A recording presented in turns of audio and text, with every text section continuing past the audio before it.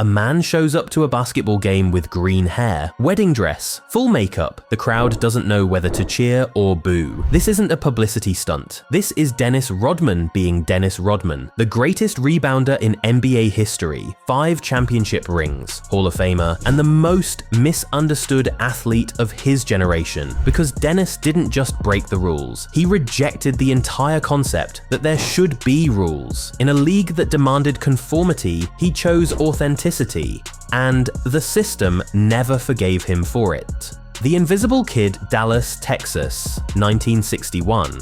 Dennis Keith Rodman is born into poverty and abandonment. His father leaves when Dennis is young. His mother works multiple jobs raising 3 kids alone. Dennis is invisible, short for most of his childhood, shy, awkward, not good at sports, not good at school. His 2 sisters are basketball stars. Dennis is just there, taking up space. He doesn't even make his high school basketball team. After graduation, he works as a janitor at the Dallas-Fort Worth airport, cleaning toilets, 20 years old and completely directionless. Then something happens. He grows. 8 inches in 1 year. Suddenly Dennis is 6'7". He starts playing pickup basketball. He can't shoot, can't dribble, but he can rebound. He can read where the ball will go before anyone else, can outwork everyone. It's not talent, it's obsession. A small college in Oklahoma takes a chance on him. Dennis dominates, leads the nation in rebounding. The Detroit Pistons draft him in 1986, 25th pick.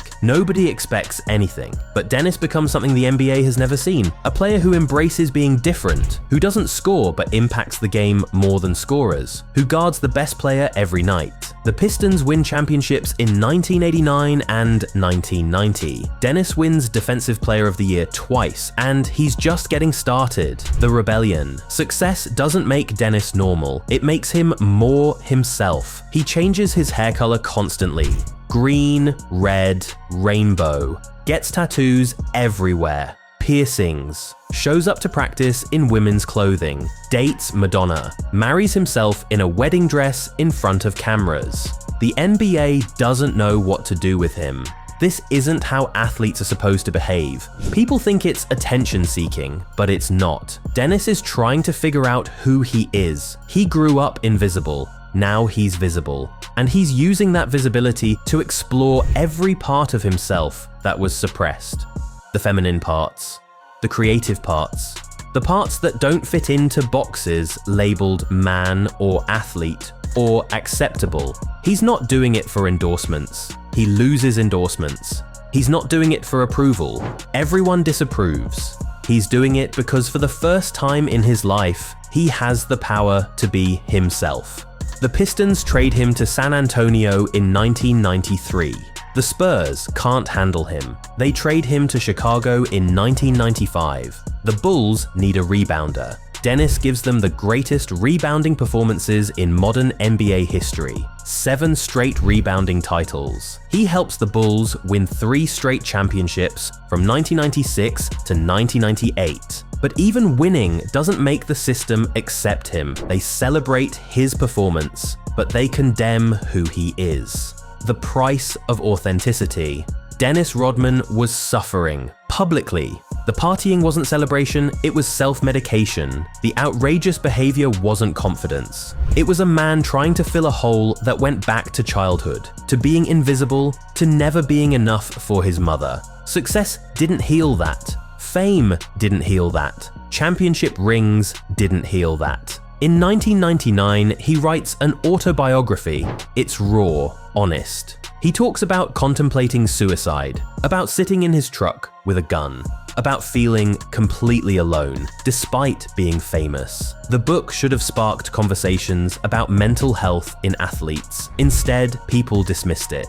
More attention seeking from Dennis, more drama. Nobody wanted to see the pain. They just wanted the spectacle. Dennis retires in 2000, 5 championship rings, best rebounder in NBA history, Hall of Fame career. But retirement is brutal. Without basketball, Dennis spirals. Alcohol, bad decisions.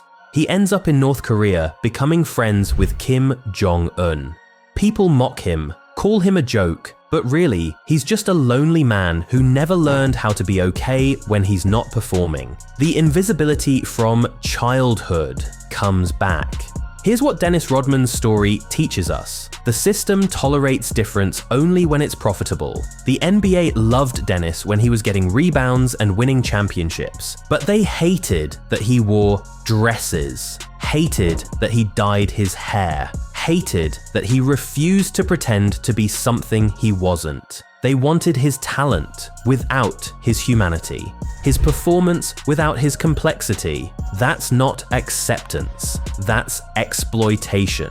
Dennis was never too different for basketball. Basketball was too rigid for Dennis. He showed up as his full self. Messy, struggling, creative, feminine, masculine, all of it. And the system said, pick one. Be the athlete or be the artist. Be tough or be vulnerable. Be normal or be nothing. Dennis refused, and that refusal cost him endorsements, respect, peace. But it also gave him something: authenticity. We celebrate athletes who overcome adversity as long as they do it quietly, as long as they fit the narrative. Dennis overcame poverty and abandonment and invisibility, but he did it loudly, messily, weirdly.